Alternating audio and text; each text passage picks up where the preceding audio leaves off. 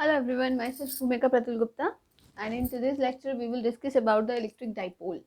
पहले ही समझ लेते हैं कि इलेक्ट्रिक डाइपोल होता क्या है। Electric dipole is a system, ये एक सिस्टम है जो कि दो इक्वल एंड अपोजिट चार्जेस को बहुत स्मॉल सेपरेशन 2a पे रखने से बनता है। यानी कुछ नहीं करना है, सिर्फ आपके पास दो चार्जेस हैं, प्लस क्यू माइनस क्यू, यानी इक्वल चार्जेस हैं लेकिन उनकी नेचर अपोजिट है। अगर एक प्लस है तो दूसरा माइनस है, और उनको अगर आप बहुत शॉर्ट डिस्टेंस पे रख दें और जो सिस्टम फॉर्म होता है उसी को हम कहते हैं इलेक्ट्रिक डाइपोल। डेफिनेशन में देख लीजिए, an electric dipole is a pair of equal and opposite point charges plus Q and minus Q separated by a small distance 2a। इस डिस्टेंस को आप 2a भी ले सकते हो, 2l भी ले सकते हो, कभी 2d भी कह देते हैं। It depends as per your suitability कि आप इसे किससे रिप्रेजेंट कर रहे हैं। तो ये क्या है, एक तरीके से एक सिस्टम है जो कि plus Q minus q charge को स्मॉल सेपरेशन पर रखने से एक सिस्टम जो बनता है उसी को हम इलेक्ट्रिक डाइपोल कहते हैं।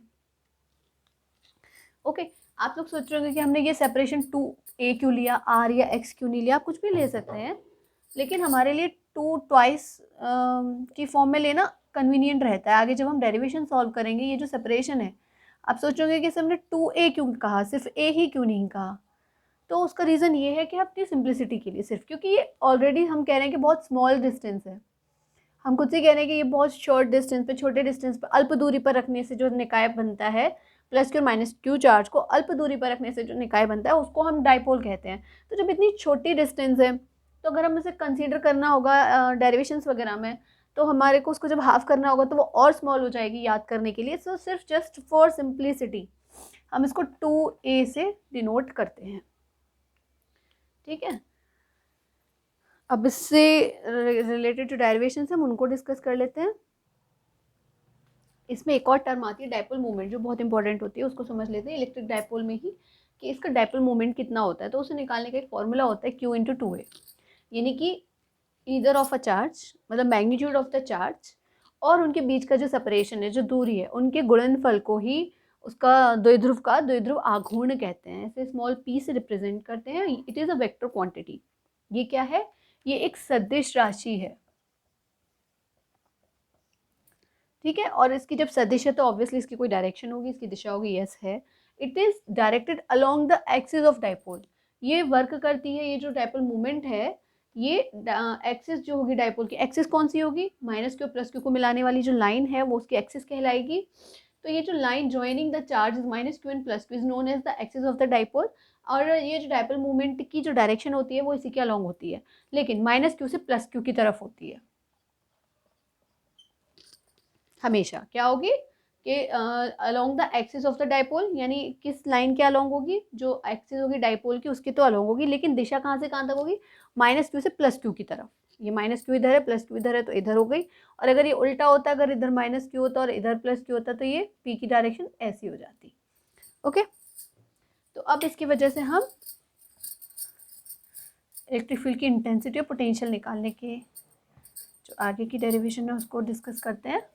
I think it is clear to you. Dipole movement क्या होता है कि चार्ज का मैग्नीट्यूड, एक चार्ज का मैग्नीट्यूड, दोनों चार्ज के मैग्नीट्यूड तो सेम है, सिर्फ नेचर ही तो अपोजिट है।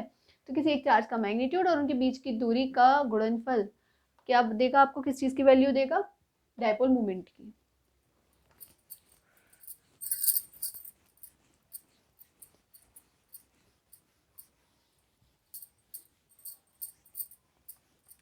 अब इसकी वजह से हम निकालेंगे डाइपोल की वजह से किसी भी पॉइंट पर इलेक्ट्रिक फील्ड की इंटेंसिटी और पोटेंशियल निकालेंगे। तो इसके दो केसेस तो बहुत इंपॉर्टेंट रहते हैं, तीसरा भी होता है, बट फिलहाल हम दो को अच्छे से डिस्कस कर लेते हैं।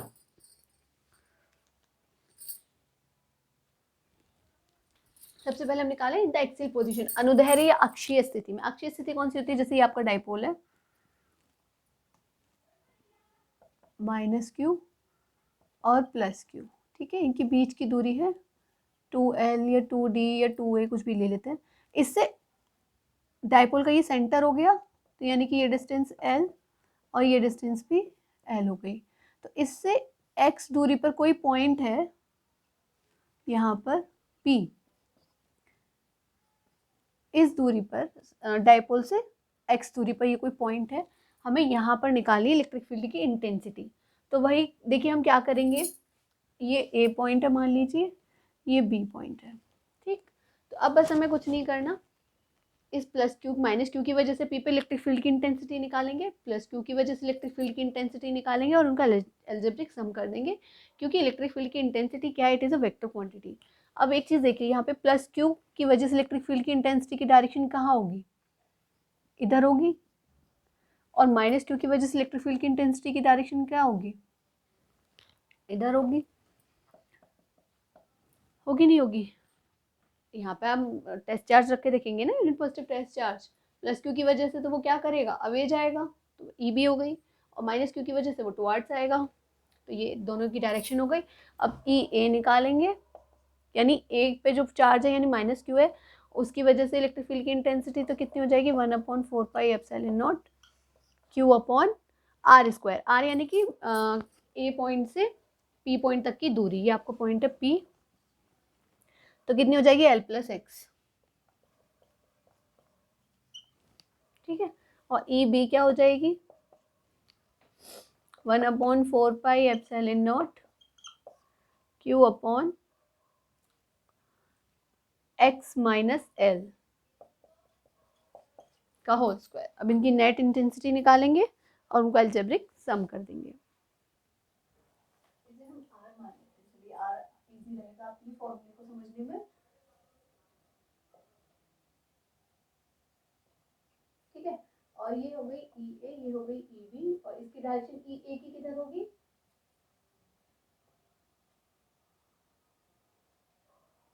Towards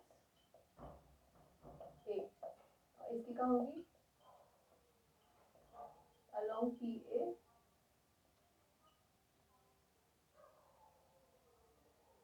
away from B.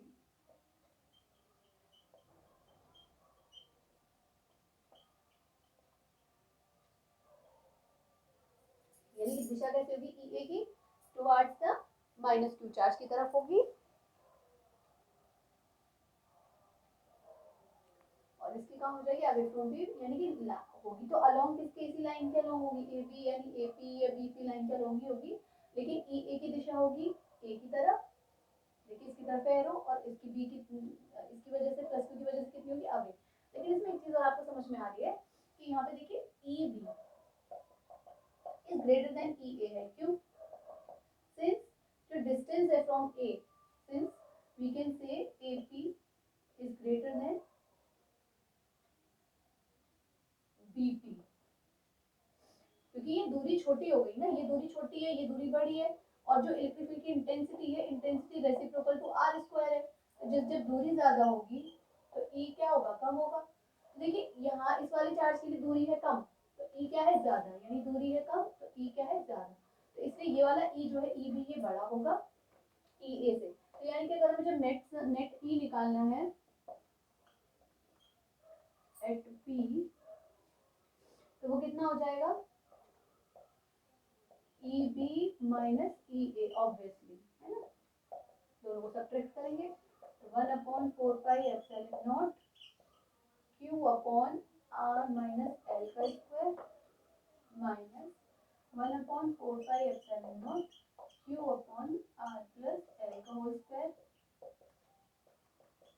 1/4πε0 into Q common ले लिया, अंदर क्या बचा, 1/r माइनस एल का whole square minus 1/r plus L का होल स्क्वायर, ठीक है। अब इनका एलसीएम ले लेते हैं, तो ये नीचे क्या हो जाएगा, r प्लस एल का whole square minus r minus L का होल स्क्वायर, और ये अपॉन में ऐसे आ जाएगा, इंटू हो जाएगा इस टर्म का, ठीक है। ये हो जाएगा 1/4πε0 क्यू, देखो ए स्क्वायर माइनस बी स्क्वायर से खोल देंगे, तो ये हो जाएगा ए प्लस बी और ए माइनस बी अपॉन, ये देखो A minus B A plus B, तो ये बन जाएगा r square minus L square का होल स्क्वायर, ठीक है। अब यहाँ पे देखो आर से आर कटेगा और यहाँ पे एल से एल कटेगा, ठीक।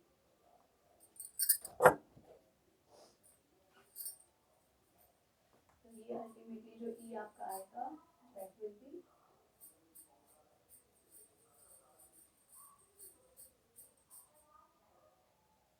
1/4πε0 और ये हो जाएगा 2r 2l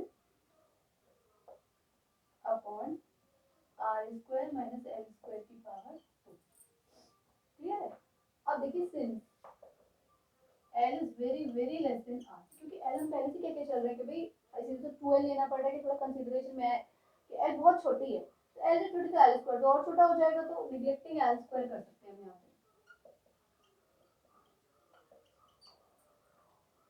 ओके, तो ये आपका बन जाएगा, जब L² निगलेक्ट कर देंगे तो ये बन जाएगा R² की पावर 2, तो ये बन जाएगा R की पावर 4। ठीक है, तो ये 7 से ये कैंसिल हो जाएगा 3 टाइम, तो ये आपका आ गया 1/4πε0 Q2L और एक R कैंसिल हो गया, यहाँ पर एक 2 और है अपॉन R3। अब देखो ये क्या बन गया, दिस इज Q2L। Q2L अभी अभी हमने पढ़ा दिस इज डाइपोल मोमेंट, इसकी जगह हम क्या लिख सकते हैं 1/4πε0 2 P अपॉन RQ। तो यही इसकी इलेक्ट्रिक फील्ड की इंटेंसिटी आ जाती है। एक्सियल पोजीशन में r डिस्टेंस पे अगर कोई पॉइंट है डाइपोल से, किसी भी डाइपोल से, डाइपोल है तो उसका डाइपोल मोमेंट आपको पता होगा क्योंकि आपको उस सिस्टम के बारे में उसका चार्ज भी पता है, मैग्नीट्यूड क्या है और उनके बीच का सेपरेशन क्या है ये भी पता है आपको। ठीक, तो इजीली आप P निकाल सकते हो। तो इस डाइपोल से r दूरी पर स्थित कोई बिंदु है तो उस पर इस डाइपोल की वजह से इलेक्ट्रिक फील्ड की इंटेंसिटी क्या होगी, हम इस फॉर्मूले से इजीली फाइंड आउट कर सकते हैं और आप इसको इजीली डिटरमाइन कर लेंगे। तो ये हमारा एक्सियल पोजीशन में इलेक्ट्रिक फील्ड की इंटेंसिटी का फॉर्मूला यहाँ पे ड्राइव हो चुका है। इसे आप याद रखिएगा।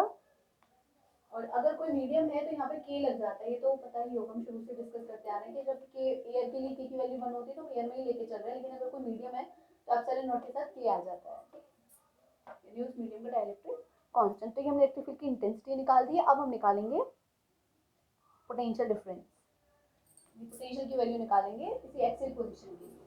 ये ई की वैल्यू आगे से याद रखिएगा, 2p/r2 फॉर्मूला होता है अक्षीय स्थिति में, ई एक्सियल कह दीजिए या ई अक्षीय कह दीजिए।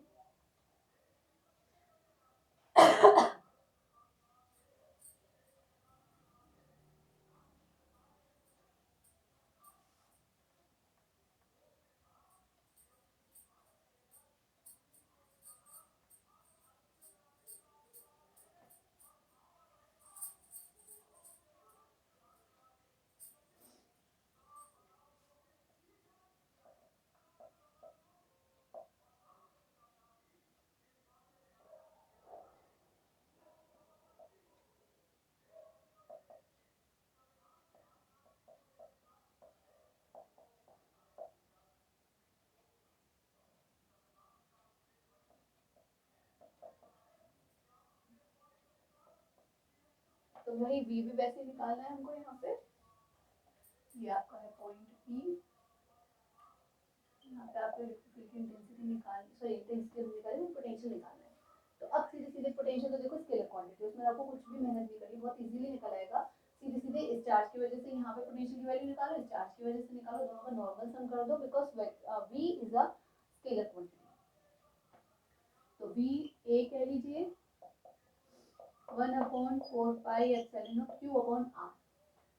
q यानी कि क्या है हमारा -q/r, क्या है L+r, और v क्या हो जाएगा, यानी potential due two plus Q charge जो b पॉइंट पर है उसकी वजह से है ये b, ये कितना हो जाएगा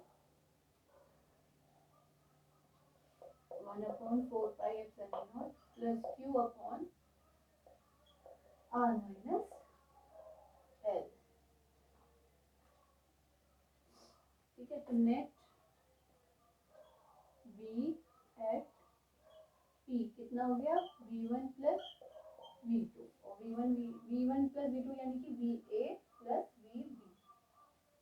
va कितना है 1/4πε0 माइनस q/l+r प्लस vb कितना है 1/4πε0 Q upon R minus L. Okay then अब एलसीएम ले लो, Q upon 4 pi epsilon not common आ गया, यहाँ पर रहा minus R plus L plus R upon L square R square minus L square, A plus B A minus B, A square minus B square बन जाएगा। अब यहाँ पे देखो आर से आर एन कैंसिल हो गया,